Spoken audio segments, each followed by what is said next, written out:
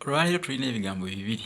Ekisooka effubitizi, ekyokubiri enfubitizi. Ebigambo bino bitegeeza ki? Effubitizi gwe mwoyo omubi oli gw'aba nagwo.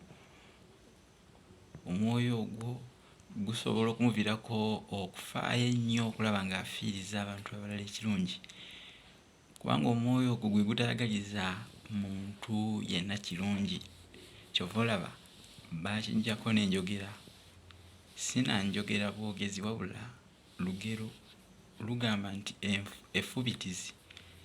effubitizi liyuliza omufu olubugo nga gy'obeera emagombe eriyo empiso nti anaatunga, ate enfubitizi gwe musu omusajja. Enfubitizi gwe musu omusajja.